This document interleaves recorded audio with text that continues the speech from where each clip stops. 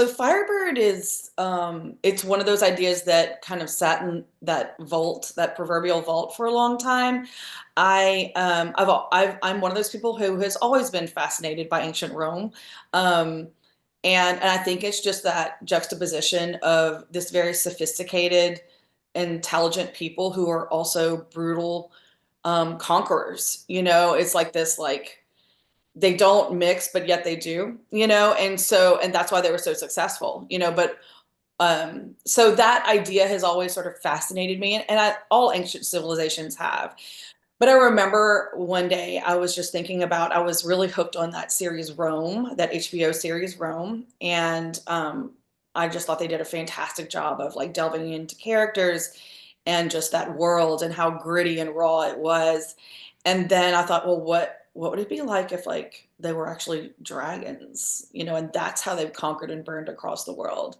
And so that was like my first like what if, and I kind of like sorted away, and then probably a year later the characters started coming to me, and I just imagined the centurion, not in Rome but outside Rome. And first I just thought of the Carpathian Mountains, like just places that feel very, I don't know, just have like a rich history and just really cool cultures. Even though the Dacians no longer exist, it's now modern day Romania, but that's where the Dacians were. And so I wrote this prologue, and again, I set it aside because I was doing these other projects. I was starting to work on these like funny little rom-com series, and that was very different. And I knew it was going to be dark, and I knew it was going to delve into like, the darker aspects of ancient Rome. And so, yeah, so I kind of, that was sort of the spawning of it. And what happened was I ended up publishing an indie series, Stay a Spell.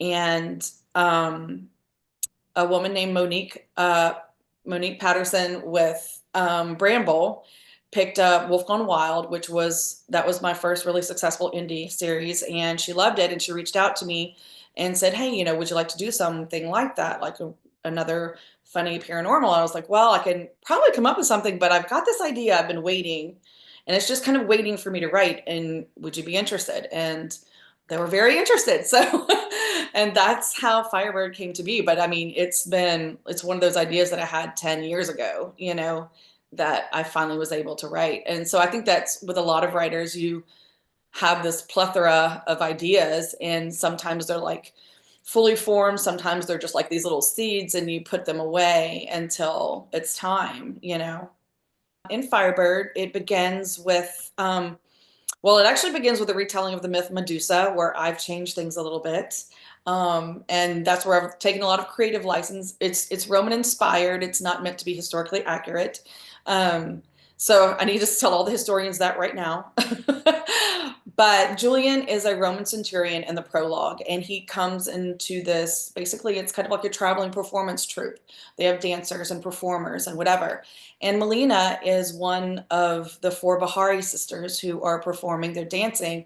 And so they have a chance meeting, and something compels him to give her this aureus. It's a gold aureus, and it was actually minted at his parents' wedding. This is something Romans used to do, apparently. And it's something he's always kept. It has Lady Fortuna on it, and he gives it to her for luck. And that is all their exchange. He just feels this sort of compulsion. And I do kind of talk a lot about the gods. The gods have a lot of influence in their lives. And so she keeps it. And then we jump 4 years later, and he's now a Roman general on a battlefield where he's just decimated these Celts. And she is actually among them. And so there's a history that goes with that. But he ends up saving her and taking her back to Rome. But of course, he takes her back to Rome, where there's probably more danger than anywhere. But to leave her there, she would have died. So, and of course, this is a Rome where there's slavery, and there's all these like darker themes and issues. But the ultimate story is that he wants to overturn his uncle, this who is Caesar. So he wants to kill him, and he wants to create a new free Rome, guarding all of that and disguising that. And now he's got this woman he hadn't expected back into his life, and it's sort of, and that's where the romance but to work together. And book, so we're gonna see different people, different couples come in. It's all about free roam.